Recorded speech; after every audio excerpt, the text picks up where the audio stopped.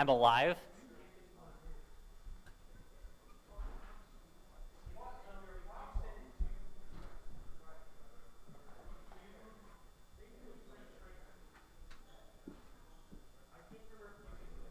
Hmm? He's here.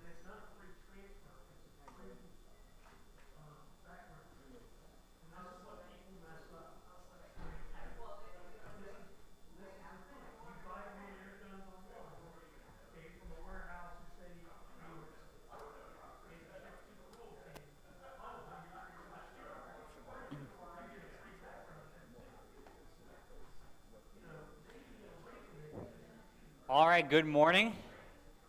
We are going to go ahead and get started here. Last week we finished the book of James, and so we're going to kind of head into a new book of the Bible. I'm not necessarily always going to do full books of the Bible. There might be topics or something, or just individual weeks that I go through. But I am going to head to another book now, and we're going to head to what's that? Old Testament. We originally did Amos when I first started, then we went to the New Testament and we did James. And so now what we're going to do is we are going to head to the well-known but not as well-known as people think book of Daniel in the Old Testament. So we're going to go ahead and head there. If you have your Bible with you. And Daniel is one of those books that a lot of people who grow up going to church think they know a lot about it, and they do, because there are a lot of classic passages that are talked about a lot in church.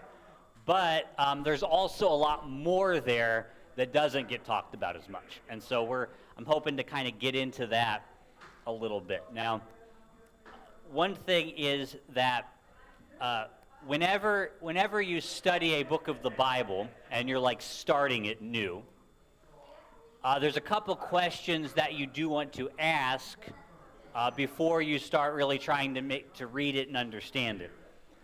One is if you're looking at a prophetical book. So like about half the Old Testament is names of people, names of prophets, and Daniel being one of those. And one of the things you need to ask when you're looking at the prophets in particular is you're asking yourself, when did this happen? Because there's a whole narrative in the Old Testament, that starts at the creation of the world and goes up, and you have the patriarchs, and then you have, the development of the Hebrew people, eventually into the nation of Israel, and on through until eventually the nation falls. And so you have these hundreds and hundreds of years of history. And so what you need to ask yourself when you're looking at the prophets is you have to ask yourself, when was this written? When we were going through the book of Amos, we were talking a lot about that, and we talked a lot about how the nation of Israel split into two different kingdoms, the northern kingdom and the southern kingdom. And we looked in Amos, if you were with us when we went through there, and we looked at the fact that Amos was a prophet to the northern kingdom, and it took place in a particular time when Jeroboam II was ruling, and therefore there was a context of what was going on in the Bible to know okay, what's going on when this guy's speaking in the Bible. Okay, so that's also what we're going to have to ask ourselves when we look at Daniel. Now, the other thing we do want to ask ourselves, if it can be answered, is sometimes just going outside of the Bible and looking historically, also knowing what's going on in that part of the world at the time can also help us understand what's going on in the book. And in Daniel in particular, that's very important. So what basically happened, if you go back, and what we can do is we can go back to the time of Amos. And Amos, remember, was a prophet in that northern kingdom. He was warning them that God's judgment would come if they did not turn from their ways. And remember, they were idolatrous. They were not worshiping God. They were worshiping other gods. And they were very, very cruel to their neighbor. Remember, we looked at that.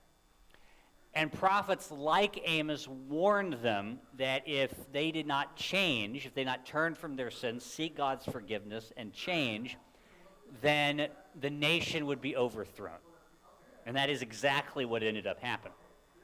And the kingdom of the Assyrians, which was the expanding empire of the day, came in, took over. They took over the capital city of Samaria, and it was very, very bad. Now, the southern kingdom, in some ways is more important, because the southern kingdom remember, there's Israel, and then when it splits, you got Israel in the north, and you got Judah in the south. Judah is more significant, though, because Judah has Jerusalem. That means that because they have Jerusalem, they have the temple, and they have the temple worship and the sacrifices and such. And they also still have a king in the line of David that has, remember, David was made a lot of promises about his family lineage and the future of the kingdom. So Judah is kind of a mixed bag. In the northern kingdom, you only had wicked kings. You had bad kings, very godly kings, and you could name a number of those that surely tried to honor the Lord and lead the people into